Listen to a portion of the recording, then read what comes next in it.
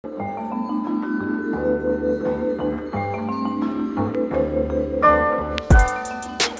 going on, everybody? Welcome to week 6 of That Franchise Guy Picks. When I set out to do this series, I really wanted to bring you guys the best predictions that you're going to find on YouTube. And to this point, it's really been going well as far as our season-long predictions go. I would say 5 out of the 6 teams that I thought were really going to disappoint this year have. The Lions have not met my preseason disappointment hype, but you got Miami, Tennessee, the Raiders have really disappointed, and the biggest one, of course, is the Giants.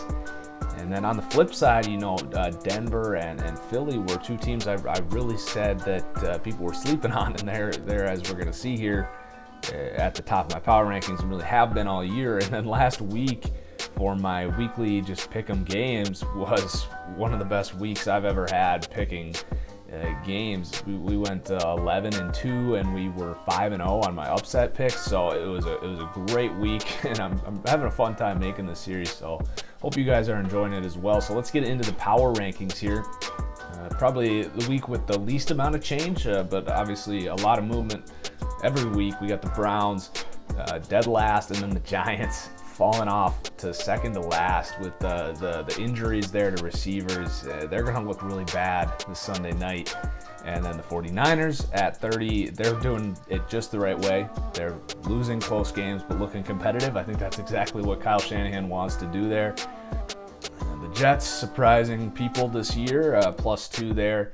I don't think they're going to win a whole lot more, but we'll see. And then the Dolphins -2. It's not working out with Jay Cutler. The defense is pretty good, but that offense is just awful. And then the Colts +2. They're kind of sticking around, and they play Tennessee this week. They should get Andrew Luck back in a few weeks. I think they're going to make it interesting down the stretch. That's really the main reason they're not as low as a team like the Jets or the 49ers. And then the Bears +2, just a tough out every week. They could win this week at Baltimore. Who knows? They got a really great line play.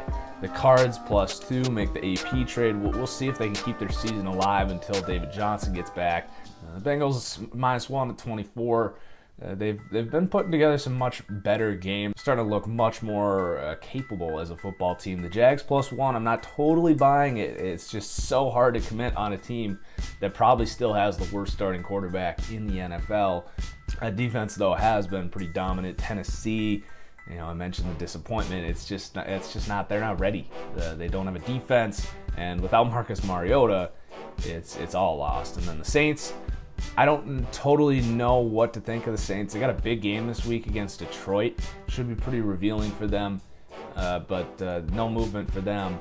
And then the Bucks -2. I don't think they're ready yet. I did pick them to win that division, but I had no really idea who I wanted to go with in that division. I said it all summer. My gut was saying Panthers, and honestly, at this point, it's probably gonna be Panthers or Falcons. The Bills -3. They're dropping off, as I think most of us thought they would. The Ravens +4. They're kind of like the Bears, honestly, who they play this week, but they're going to hang in every game. They got a great defense, good line play. Even with all the injuries on their offensive line, they're still playing great up front. The Raiders, no movement this week. They're going to get Derek Carr back, but even with Derek Carr, I'm not super high on the Raiders this year. That defense is just awful. The Chargers finally getting a win, so they kind of brush that ghost off their shoulder. And this is such a talented roster. They're gonna be able to win any week, really. So they are right in the middle of the league. The Lions moving down just a touch. They've definitely come back to earth a little bit, but I'm still higher on this team now than I was going into the year. Matthew Stafford's been incredible. Cowboys getting that Zeke suspension, -6. They're really far down in the standings now, and it's just it's not the year for the Cowboys. The Rams +2. They've been an explosive team this year. They did lose to the Seahawks, so they still are not first in that division like it honestly looked like they might be. Texans have been great, but the injuries to Watt and Merciless definitely not helping them out here. Panthers moving up just kind of by default, but they did get a big win in Detroit last week. And then the Redskins surprisingly meeting the top 10 this week. Not sure how long that's going to last, and I'm not sure how much I'm buying that, but that's where they came out. The Vikings +2. Anytime you have a top 3 unit, whether it's offense or defense, you're usually gonna find your way into the top 10 eventually, and the Vikings defense is that good. They do need to figure out that quarterback situation, however. And then the Steelers -3, they've just been really coming out the gate slow this year. Big Ben looks terrible. They could continue to fall, but they also have a big game against the Chiefs, an opportunity to kind of spark some life into their season this week. The Seahawks +2, getting that big win in LA. Patriots +1, still concerned about that defense, but and then the Falcons +1 as well after the bye week, and then no movement in the top 4. So it goes Denver and Kansas City, I think, on top in the AFC. That's really going to be an interesting run down the stretch there in the AFC West. The Eagles at 2, they've been at 2 for a long time, and they're finally going to, I think, start to get their respects now after that big win in Carolina. They're 5-1. I picked them to go to the NFC Championship, and that defense and Carson Wentz have just been a great combination this year. And the Packers at number 1. Big win last week at Dallas.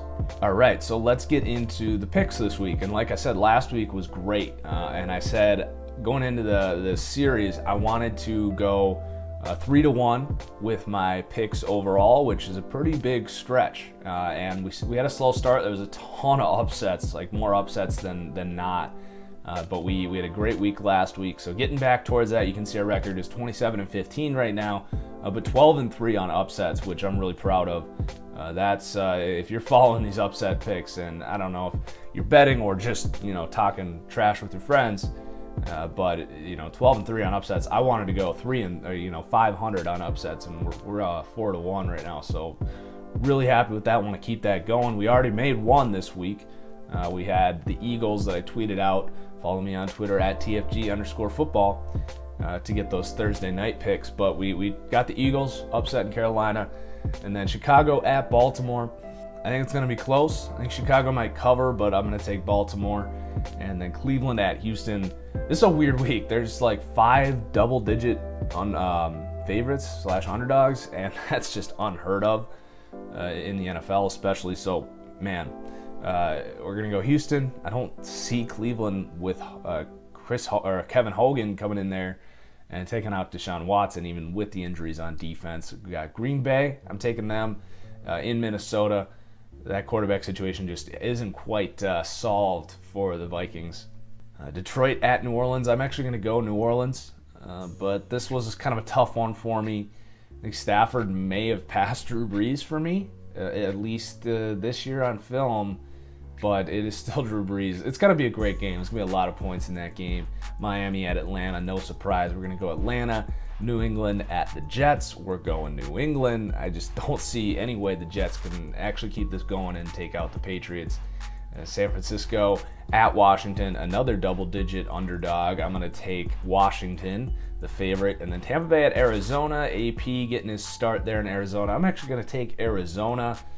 And the Rams going to Jacksonville. This was the hardest one to pick this week. I think I like the Rams getting points, like them as underdogs. It's not going to be easy to score on that defense, but it's just Blake Bortles, man. I can't do it. I can't commit on him. I can't buy it. And then Pitt at Kansas City. This is a big game this week, and I'm actually taking Pittsburgh. There's the revenge game narrative, which I don't really ever buy. I tend to more look at it as we already saw this matchup, and it was Kansas City not being able to stop the run.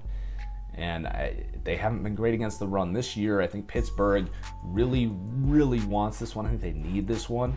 And KC's kind of flying high right now. So I think Pitt could come in and kind of punch him in the mouth, give him a little bit of a reality check. And then the Giants at Denver. I mean, come on. It's not even going to be close. That defense against what Eli Manning, who's already not very good, is going to be rolling out there. And then Indy at Tennessee. This one's weird. Marcus Mariota is questionable last I checked, so I'm going to leave it as a question mark. If Mariota's out, I will go with the Colts in an upset, which would be a huge win for them.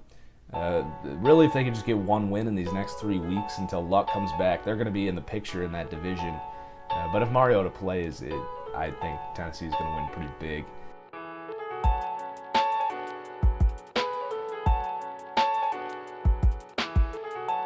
And then we've been doing this lock of the week. We're trying to grow $5. We started a few weeks ago. We're off to a great start. We're 2-0. And last week we had the Packers beating the Cowboys, so we have $17 in the bank now. We're winning $6. So this week our lock is actually a 4-team parlay, which sounds nuts, but there's all these heavy favorites, and when you can pair those together and you're really confident that those teams are going to win, you can actually get kind of even money back on that. So the parlay this week is Houston, New England, Atlanta, and Denver, all on the money line. So we're going to put down 12 to win 12. It's all theoretical here, but that's the lock of the week. Let's see if we can go 3-0 there. So that's it for this week's episode of my picks. Cheers, everyone. Do give the video a like if you're enjoying this series, and we'll see you guys next week.